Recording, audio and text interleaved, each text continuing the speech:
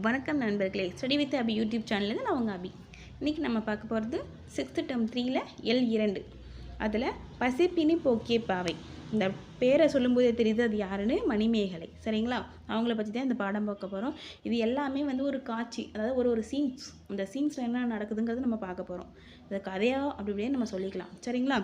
இந்த நுழைய முன்னில் என்னென்னா, உலகில் தோன்றிய அனைத்து உயிர்களுக்கும் இன்றியமையாதது உணவு. ஆமாம், நமக்கு எல்லாருக்குமே என்னென்ன வேணும்?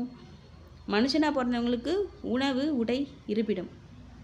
ஒரு அனிமல் இருக்குதுன்னா அதுக்கு உடை தேவையில்லை, ஆனால் என்ன வேணும்? இருப்பிடமும் உணவும் வேணும். அந்த மாதிரி அனைத்து உயிர்களுக்கும், நீ உயிர் வாழ்றியா, பிளான்ஸ்லேருந்து எல்லா உயிர்களுக்குமே உணவு வேணும். பிளான்ஸ்க்கு என்ன? தண்ணி, மினரல்ஸ் எல்லாமே வேணும். சன் இருந்தால் தான் ஃபோட்டோசிந்தசிஸ் செஞ்சு அதுக்கான உணவை அது தயாரிச்சுக்கும். அந்த மாதிரி அனைத்து உயிர்களுக்குமே உணவுங்கிறது தேவை. சரிங்களா?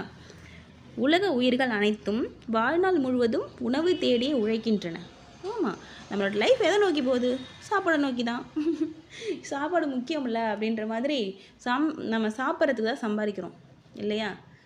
சாப்பிட்டதுக்கு அப்புறம் தான் நமக்கு அடுத்து தேவை. நம்ம அந்த உடை வாங்கணும், இருப்பிடம் வாங்கணும் அப்படிங்கிறதுலாம். ஃபஸ்ட்டு நமக்கு தேவை உணவு தான்.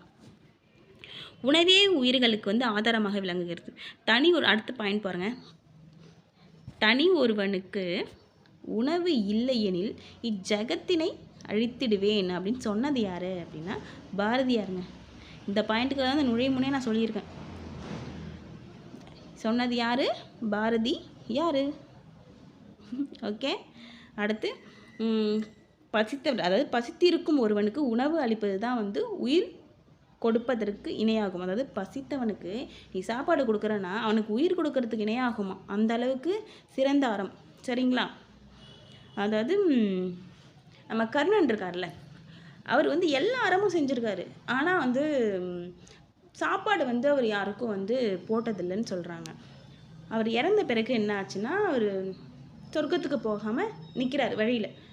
அப்போ இடையில ஒருத்தவங்க பசிக்குது அப்படின்னு சொல்லிட்டு கேட்குறாங்க. இவர் என்னன்னா அந்த உணவு எங்கே இருக்குன்ற வழியை காமிக்கிறாராம். அந்த வழியை காமிச்ச உடனே இவர் சொர்க்கத்துக்கு போயிடுறாராம். பாருங்களேன், அந்த வழியை காமிச்சாலே சொர்க்கத்துக்கு போகிறாங்க அப்படின்னா, ஒரு இல்லாதவங்களுக்கும் ஒரு பசிக்கிறவங்களுக்கும் நம்ம உணவு கொடுத்தா நம்ம கண்டிப்பாக சொர்க்கத்துக்கு போகலாம். சரிங்களா? அதனால் எல்லாருக்கும் நல்லது செய்யுங்க, சாப்பாடு வாங்கி கொடுங்க. மற்ற எதையும் செய்யணும்னு அவசியம் இல்லை. உங்களால் முடிஞ்சது அதுவும் இருக்கிறவங்களுக்கு கொடுக்கக்கூடாதுங்க. இருக்கிறவங்களுக்கு நான் கோயிலில் போய் அன்னதானம் போடுறேங்கிறத விட, இல்லாமல் ரோட் சைடில் இருக்காங்கல்ல, ஆனால் அது ஆசிரமம் அந்த மாதிரி இல்லாதவங்க இருக்கிறாங்க இல்லையா, அந்த மாதிரி முதியோர்கள் அந்த மாதிரி இருக்கிறவங்களுக்கு போடணும். சரிங்களா? அடுத்து வாங்க பாடத்துக்குள்ளே போகலாம். காட்சி 1. அது எங்கே நடக்குது இந்த சீன்ஸ் அப்படின்னா, மணிப்பல்லவ தீவில் நடக்குது. அங்கே யார் யார் இருக்காங்க அப்படின்னா, கதைமாந்தர் இருக்குது. யாருன்னா மணிமேகலையும் தீவத்திலகையும் இருக்காங்க. அவங்க யாருன்னு இப்போ பார்ப்போம். ஃபஸ்ட்டு மணிமேகலை என்ன பண்ணுறாங்க, தனக்குள்ளே பேசிக்கிறாங்க. எங்கு பார்த்தாலும் வெண்மணல் குன்றுகள், பூத்து குலங்கும் பூச்செடிகள், அடர்ந்த மரங்கள், அதுக்கு இடையே ஒரு பொய்கை. மனதை மயக்கும் காட்சி. ஆஹா, அருமை அருமை. அப்போது அவள் எதிரில் தீவத்திலகை வராங்க. சரிங்களா? தீவத்திலகை அப்படி இருக்காங்கன்னா, அழகிய பெண், நீ யார், எங்கே இப்படி வந்தாய் அப்படின்னு சொல்லிட்டு தீவத்திலகை கேட்குறாங்க. தீவத்திலகை மணிமேகலை எதுக்கு சொல்கிறாங்கன்னா, நான் பூம்புகார் நகரை சேர்ந்தவள். அவங்க எங்கே பிறந்தாங்க உங்களுக்கு தெரியும், பூம்புகாரை சேர்ந்தவங்க. என் பெயர் மணிமேகலை. மணிமேகலா தெய்வம் என்னை இங்கு கொண்டு சேர்த்தது. அவங்க பேர் மணிமேகலை. யார் கொண்டுட்டு வந்தாங்க அப்படின்னா மணிமேகலா தெய்வம். இது கொஷினில் கேட்பாங்க. நம்ம என்ன பண்ணிவிடுவோம், தீவத்திலகைன்னு சொல்லிவிடுவோம். ஏன்னா அதுவும் அங்கே அந்த தீவை பாதுகாக்கிற சாமி. அதனால் நம்ம தீவத்திலகைன்னு சொல்லிவிடுவோம். இல்லைங்க, மணிமேகலா தெய்வம் இங்கு கொண்டு சேர்த்தது. சரிங்களா? தீவத்திலகை அதுக்கப்புறம் மணிமேகலை கேட்குறாங்க, நீங்கள் யார் அப்படின்னு சொல்லிட்டு. அதுக்கு தீவத்திலகை சொல்கிறாங்க, என் பெயர் தீவத்திலகை. நான் தீவையும் இதில் உள்ள புத்த பீடிகையும், அங்கே என்ன இருக்குது, புத்த பீடிகையும் காவல் செய்து வருகிறேன். பெருமை மிக்கவர்கள் மட்டுமே இத்தீவிற்கு இந்த புத்த பீடிகையை வணங்க முடியும். நீ அந்த பெருமையை அடைந்திருக்கிறாய். இன்னும் நீ அறிய வேண்டியது ஒன்று இருக்குது அப்படின்னு சொல்லி தீவத்திலகை சொல்கிறாங்க. மணிமேகலை நான் அது என்ன அப்படின்னு கேட்குறாங்க. தீவத்திலகை சொல்கிறாங்க, நம் எதிரில் பூக்கள் நிறைந்து விளங்கும் இந்த பொய்கையை பார். இதற்கு கோமுகி என்று பெயர். கோனா இதுவும் கேட்பாங்க. கோனா என்ன? பசு. கோனா பசு. முகினா முகம் அப்படின்னு அர்த்தம். கோமுகி. சரிங்களா? அடுத்து இந்த பொய்கை, அதாவது இந்த பொய்யோட பெயர் வந்து கோமுகி அப்படின்னு சொல்கிறாங்க. அந்த பொய்கை வந்து பசுவோட முகம் போல் இருக்கிறதுனால இந்த பெயர் பெற்றதுன்னு சொல்கிறாங்க. மணிமேகலை ஓ அப்படியா, வடிவத்திற்கு ஏற்ற பெயர் அப்படின்றாங்க. அடுத்து தீவத்திலகை பெயர் சொல்கிறாங்க. இப்பொய்கைக்கு வேறு ஒரு சிறப்பும் உண்டு. வைகாசி திங்கள். எப்போங்க? வைகாசி திங்கள் முழு நிலவு நாளில் இப்பொய்கை வந்து நீரின் மேல் ஒரு அரிய பாத்திரம் வரும். அந்த பாத்திரம் வந்து ஆபூத்திரன் கையில் தான் ஃபஸ்ட்டு இருந்துச்சு. சரிங்களா? அது வந்து ஃபஸ்ட்டு அந்த பாத்திரம் வந்து யார் கையில் இருக்குன்னு கேட்பாங்க. ஆபுத்திரன். அந்த பாத்திரம் பேர் தான் அமுதசுரபி. அமுதசுரபின்னா அல்ல குறியாத சாப்பாடு வரும். எது சாப்பாடு மட்டும் இல்லை, அதில் எது போட்டாலும் கிடைக்கும். இப்போது ஒரு ரீசெண்டாக ஒரு படம் வந்துச்சு. அந்த படம் தான் மறந்துட்டேன், நேம் மறந்துட்டேன். ஜோதிகா நடிச்சிருப்பாங்க. அதில் அந்த ஒரு பாத்திரம் கிடைக்கும். அதில் பணம் போடுவாங்க, பணம் போட்டு பெரிய ஆகும்னு நினைப்பாங்க. அதுதான் வந்து அமுதசுரபி பாத்திரம். சரிங்களா? மணிமேகலை வந்து அமுதசுரபி, அதன் சிறப்பு என்ன அப்படின்னு கேட்குறாங்க. தீவத்திலகை சொல்கிறாங்க. அந்த பாத்திரத்தில் இட்ட உணவு எடுக்க எடுக்க குறையாமல் வளர்ந்து கொண்டே இருக்கும். அதனை கொண்டு எத்தனை பேருக்கு வேண்டுமானாலும் உணவு அளிக்கலாம்னு சொல்கிறாங்க. அப்படியா, வியப்பாக உள்ளதே அப்படின்னு சொல்லிட்டு மணிமேகலை கேட்குறாங்க. தீவத்திலகை வந்து ஆம், அந்த பாத்திரம் தோன்றும் நாள் எப்போனா வைகாசி முழு நிலவு, அதாவது வைகாசி மாதம் எப்போ? பௌர்ணமி அன்னைக்கு பௌர்ணமி அன்னைக்கு தான் அது தோன்றும்னு சொல்கிறாங்க. இவ்வாறு தீவத்திலகை சொல்லி கொண்டிருக்கும் போதே பொய்கையின், ஏன்னா அன்னைக்கு வந்து வைகாசி முழு நிலவு நாள், ஓகேங்களா? அப்படி சொல்லி கொண்டு இருக்கும்போதே வந்து பொய்கையின் நீருக்கும் மேலே வந்து அப்பாத்திரம் வந்து தோன்றுது. மணிமேகலை அதனை வாங்கி கையில் எடுக்கிறாள். தீவத்திலகை சொல்கிறாங்க. மணிமேகலையே, உயிர்களின் பசிப்போக்கும் அமுதசுரபியை நீ பெற்றுள்ளாய். இனி இவ்வுலக உயிர்களுக்கு பசி இல்லாமல் போக்கும்படி உணவு வழங்கி உயர்வு பெறுவாயாக அப்படின்னு சொல்லி வாழ்த்துறாங்க. சரிங்களா? இதை யார் வாழ்த்துறாங்க இப்படி அப்படின்னு கேட்பாங்க. தீவத்திலகை வாழ்த்துறாங்க. சரிங்களா?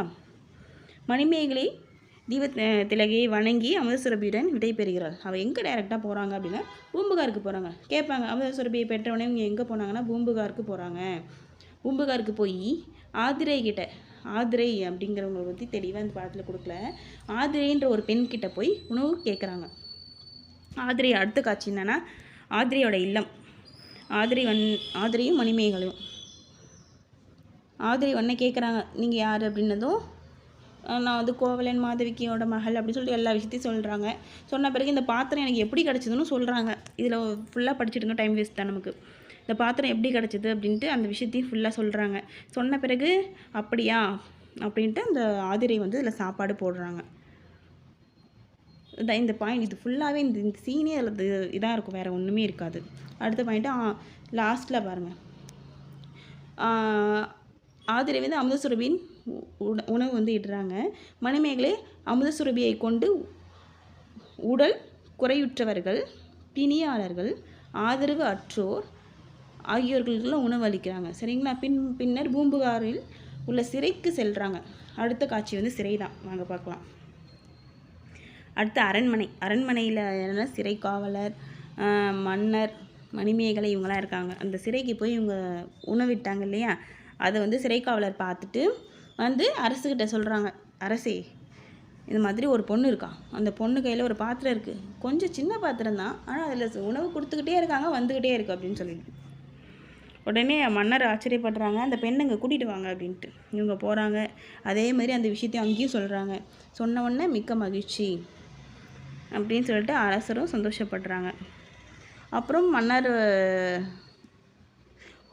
கேட்குறாங்க, அதாவது இவ்வளோ நீங்கள் வந்து மற்றவங்களுக்கெல்லாம் ஹெல்ப் பண்ணுறீங்க, இந்த உலகில் பசிப்பினியும் தீக்கிறீங்க, ஸோ நான் ஏதாவது உங்களுக்கு செய்யணுமான்னு கேட்குறாங்க. நானும் உனக்கு செய்ய வேண்டிய உதவி எதுவும் இருக்கிறதா அப்படின்னு மன்னர் கேட்குறாரு. கேட்ட உடனே மணிமேகலை என்ன சொல்கிறாங்கன்னா, அன்பால் ஆட்சி செய்யும் அரசே,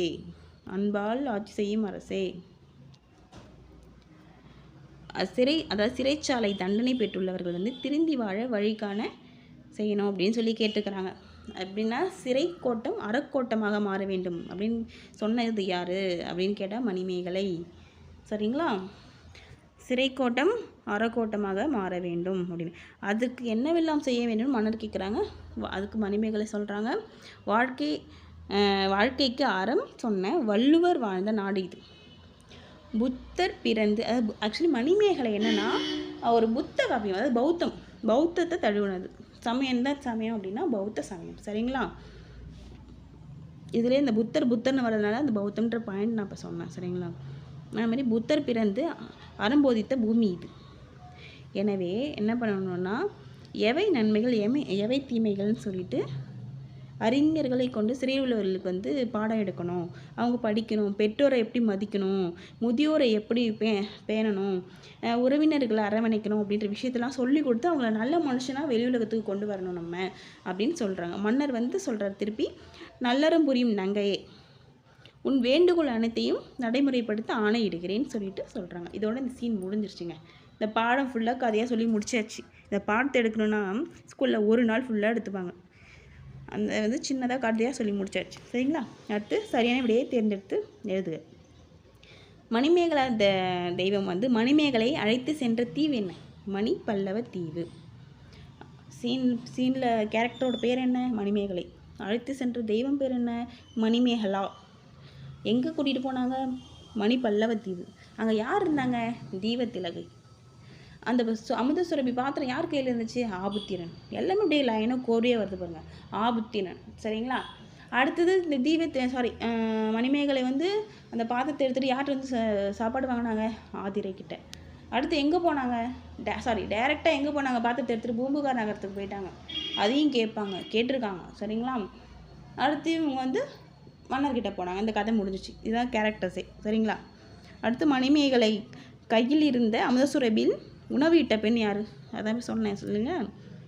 ஆதிரை தான் உணவிட்டாங்க. சரிங்களா? இதோட இந்த பாடம் முடிஞ்சிடுச்சு. அடுத்த ஒரு கிளாஸில் வேறு ஒரு பாடம் பார்க்கலாம். நன்றி, வணக்கம்.